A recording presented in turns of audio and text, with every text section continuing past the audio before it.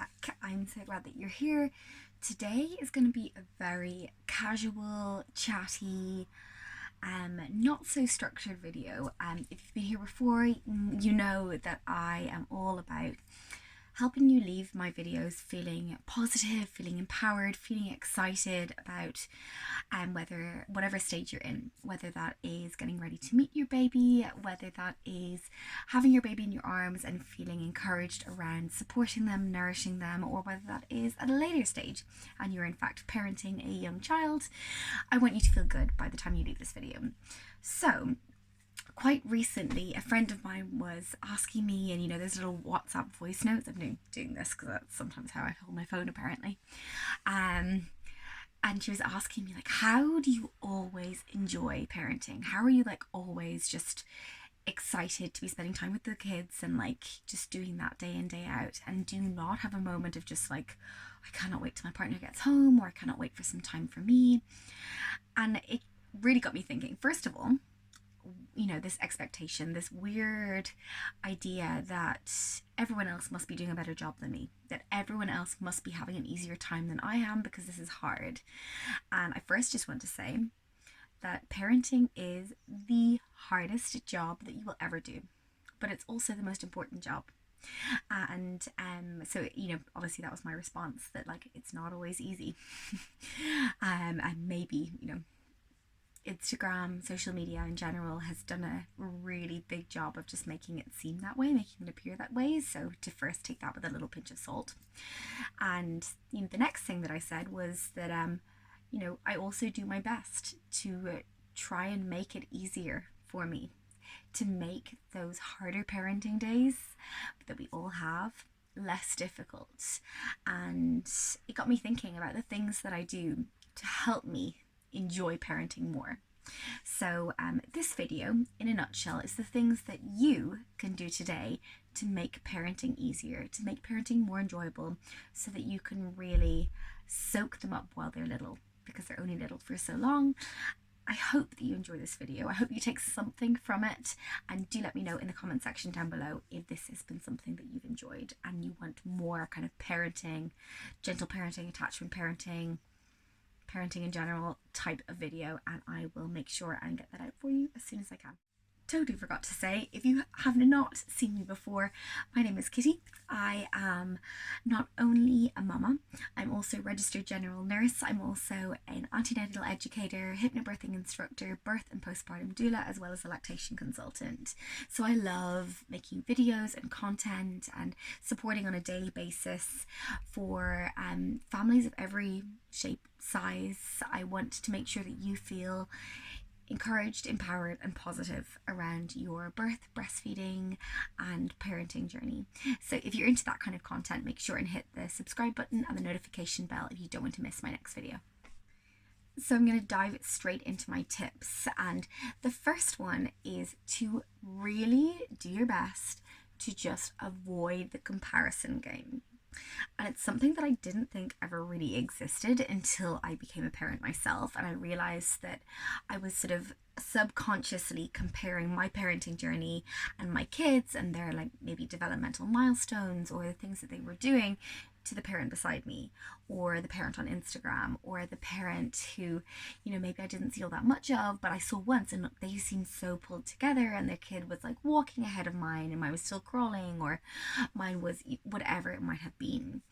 And my biggest suggestion is that now that I've become a little bit wiser to the game as a parent of 3 essentially, it's not any good.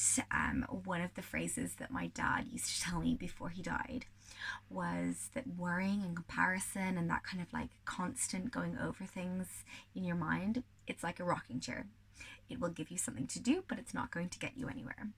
And really and truly, just in the same way that as adults, we are built so differently and we have so many different skills and attributes and things that we can bring to the world, kids and babies are exactly the same.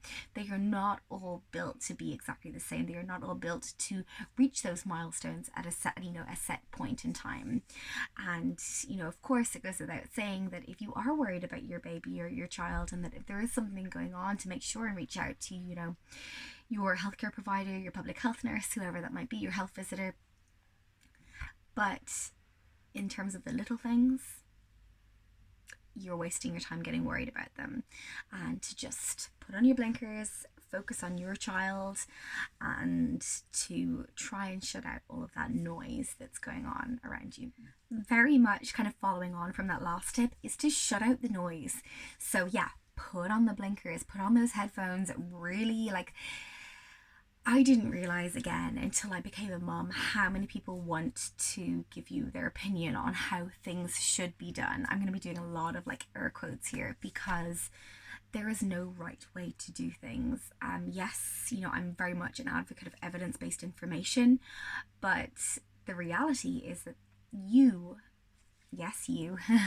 are the expert on your baby, and that nobody actually knows them as well as you do, and that what feels good for someone else, or maybe they have done when it comes to raising their kids, does not mean that it's right for you and how you're doing things. So in terms of dealing with that not so helpful advice, I very much think just nod and agree. Yeah, thank you so much. Thank you so much for your opinions and your advice, and I really appreciate you sharing the time sharing all of that information with me and taking the time. It doesn't mean that you have to take it on board. It doesn't mean that you have to, do things any differently than you already are. Of course, you can have a confrontational discussion with them at some other point, but overall, people really want to impart that information. They feel some sort of deep desire to share that information with somebody else, because they feel that's how things should be done. And sometimes getting into that argument, the theme of this video is enjoying parenting, making parenting easier for you. Sometimes it's about just nodding and agreeing and just letting it. Okay, I had to actually sit down cross-legged because my feet were going dead. But the next point is minimalism.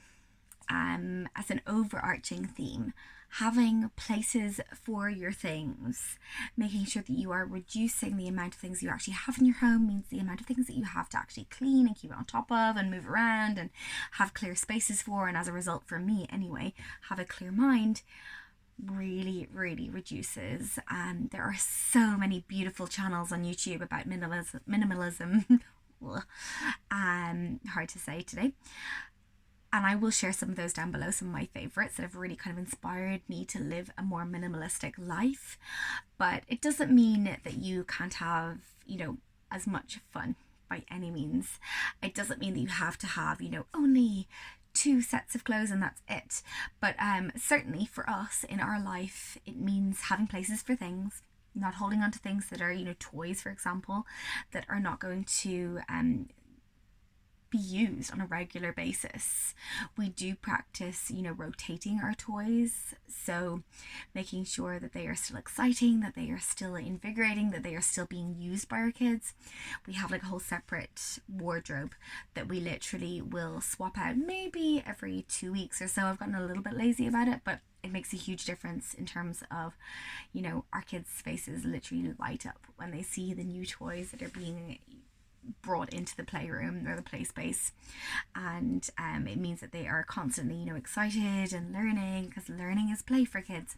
So that has been a huge thing. So rotating toys and keeping a more minimalistic lifestyle. So if something new comes into our home, we generally swap something out. If something doesn't have a place, we either find a space for it or we get rid of it altogether. The next thing then is laundry, and it's something that used to stress me out so much. I used to just constantly be behind. I would never manage to keep up on it. It was one of the chores that I just really detested. Now, there's a couple of things that I do to make it easier. The first thing is that I do a load of laundry every single day, even if it's not full, which I know is not so good for the environment, but it's definitely good for my mental health. So I put on a load of laundry every single day, no matter how full or not full the washing machine is. That means that I can stay on top of it, so I don't end up getting kind of like hugely behind on it. The next thing that I do is I've adopted a no fold method. A lot of you are going to absolutely be cringing at the thought of that, but particularly for kids, it's just not worth it. It was such a waste of time for me to go folding all of their clothes, for Atticus only to go and like rummage through it all to find whatever clothes he wants to wear on that day. So for us, we do a no fold method for the children, we do a fold method for the adults. So it means that I can just put it into his basket or his little like bin, and I don't have to think about it anymore. The next thing that we do that has really made things a little bit easier for me is socks. I don't know about you, but socks. They used to drive me absolutely bananas. I used to spend hours upon hours pairing up these socks and have like baskets of socks that just didn't match with anything, and I just was not into the idea of spending at least an hour every night trying to pair socks. So we completely decided to purge those for those like character socks and like socks with different like designs and different colors and different patterns, and decided instead to go for black for the adults and white for the kids. And for us, that means so much peace, so much less of the idea of having to sit down and pair those socks and like figure it out and having baskets upon baskets of unpaired socks. So I would highly recommend trying that one out.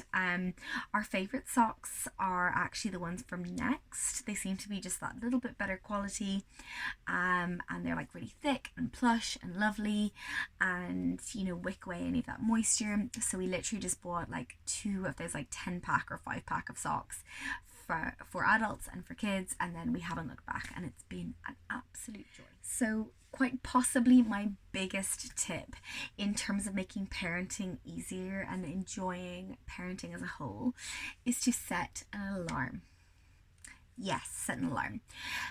One of the hardest parts is that our children will feel those big emotions. They will feel those big, overwhelming frustration, anger, annoyance at having to leave the playground, at not having, one more biscuit when they really, really wanted one.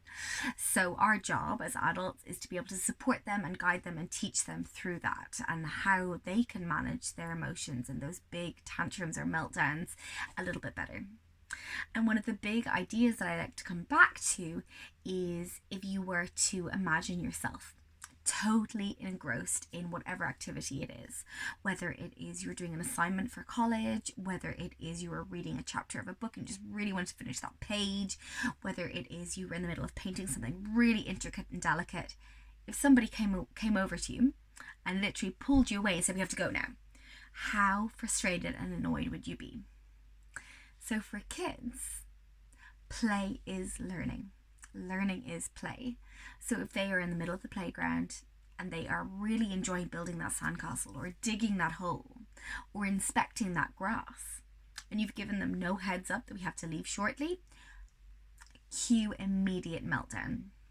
So for me, one of the biggest things in terms of making parenting that little bit more reasonable, that little bit more doable, that little bit more I can manage this on an everyday basis, is giving my kids a heads up.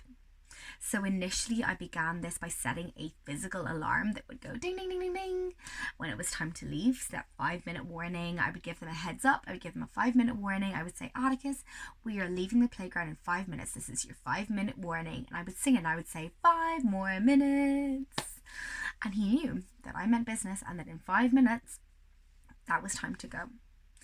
And I initially would set an actual physical alarm, and he would help me to like swipe the alarm across to turn it off, and that was time to go. But it meant that he was aware. He knew that, okay, I'm really engrossed in this task, but I'm also aware that I'm going to have to stop reasonably soon, so I should wind this down. And I swear, like within 3 times of setting an alarm, of setting that boundary and him recognizing what that actually meant, he was totally on board. It meant that whenever we had to leave the playground, whenever we had to leave the toy shop or get ready to get into the car to go to kindergarten, when he was in the middle of painting or whatever it was, that he knew what that meant. That it was no longer this massive emotional meltdown because he was so frustrated that he was in the middle of a project. So if you take anything from this video, set an alarm, start doing that process, and giving your kids a heads up before you're leaving the house or before you have to move on to another activity.